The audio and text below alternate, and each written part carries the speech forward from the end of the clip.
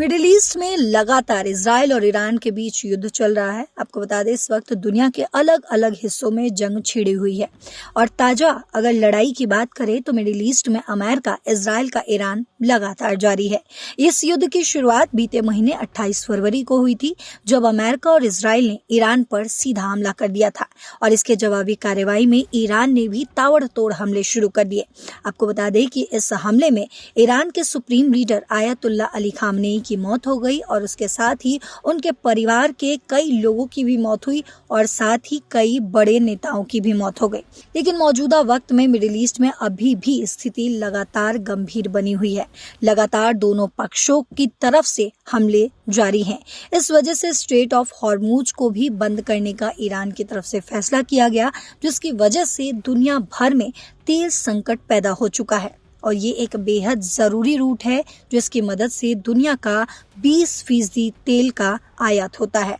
लेकिन अगर हम बात करें कि दुनिया के किस किस कोनों में अभी युद्ध चल रहा है या जंग छिड़ी हुई है, तो आपको बता दें कि मिडिल ईस्ट के अलावा भारत के पड़ोसी मुल्क अफगानिस्तान और पाकिस्तान के बीच लंबे समय से चल रहा तनाव जंग की शक्ल ले चुका है। वहीं एक रिपोर्ट के मुताबिक आपको बता दें कि हाल के दिनों में पाकिस्तानी वायुसेना ने अफगानिस्तान के सीमावर्ती इलाकों के साथ साथ काबुल और कांधार में कई हवाई हमले किए हैं। इन हमलों में नागरिकों के ठिकानों और तहरीके तालिबान पाकिस्तान यानी कि टीटीपी के ठिकानों को भी निशाना बनाया गया था। पाकिस्तान लंबे समय से यह आरोप लगाता रहा है कि टीटीपी के लड़ाके अफगान सीमा के अंदर छिपकर हमले की योजना बनाते हैं। इन हमलों के बाद अफगान तालिबान ने भी जवाबी कार्रवाई की थी। तालिबान का कहना है कि उन्होंने पाकिस्तान के कई शहरों में ड्रोन हमले किए। इनमें कोहाट, कराची और इस्लामाबाद जैसे इलाके शामिल थे। इसके अलावा कई सैन्य ठिकानों पर भी कब्जा किया गया था और अब तक 300 से ज्यादा लोगों की मौत हो चुकी है, जिनमें पाकिस्तानी सैनिकों के साथ नागरिक भी शामिल हैं। वहीं अफगानिस्तान ने कई पाकिस्तानी सैनिकों को भी कब्जे में ले लिया। संयुक्त राष्ट्र यानी कि UNAMA की रिपोर्ट के हिसाब से आपको बता दें कि 26 फरवरी से 5 मार्च के बीच पाकिस्तानी सैन्य कार्रवाइयों में 56 अफगान नागरिकों की मौत हो चुकी है, जिनमें 24 बच्चे भी शामिल हैं। इसके अलावा अफगान तालिबान ने यह दावा किया है कि इस लड़ाई में उसने 150 से ज्यादा पाकिस्तानी सैनिकों को मार गिराया है और कई चौकियों पर कब्जा भी कर लिया गया है। वहीं अगर आप बात करें रूस और यूक्रेन के युद्ध की, तो रूस और यूक्रेन के बीच युद्ध दुनिया की सबसे बड़ी अंतर्राष्ट्रीय घटनाओं में से एक है। यह संघर्ष फरवरी 2022 में शुरू हुआ था, जब रूस ने यूक्रेन पर सैन्य हमला किया। तब से दोनों देशों के बीच लगातार लड़ाई जारी है।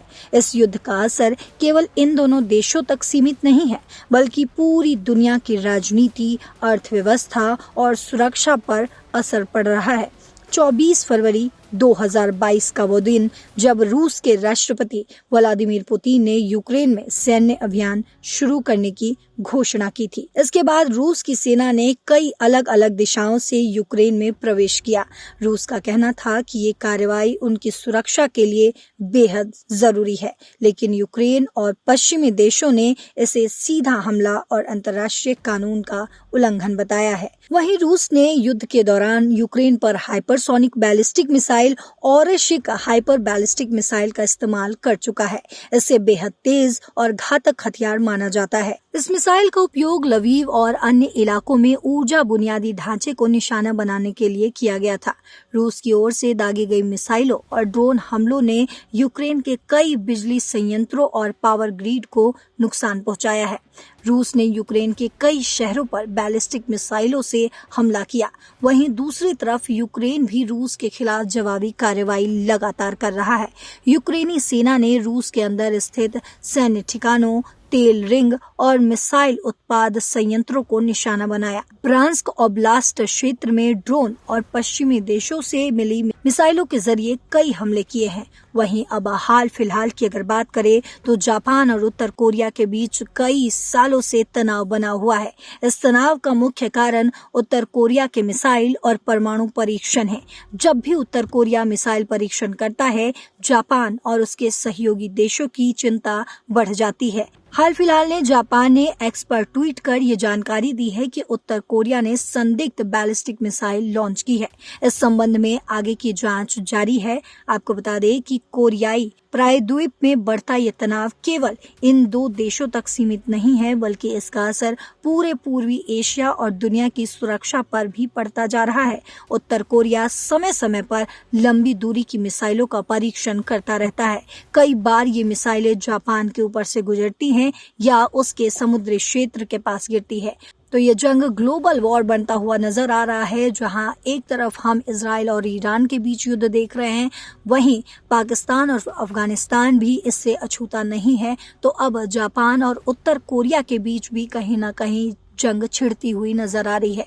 लेकिन क्या कुछ होगा जियोपॉलिटिक्स में? क्या ये वर्ल्ड वॉर की शुरुआत है? ये एक बड़ा सवाल बन चुका है। इस सवाल पर आपकी जो भी राय हो कमेंट बॉक्स में जरूर लिखते जाइएगा। साथ ही देश और दुनिया की बाकी खबरों के लिए देखते रहिए दैनिक जागरण। नमस्कार।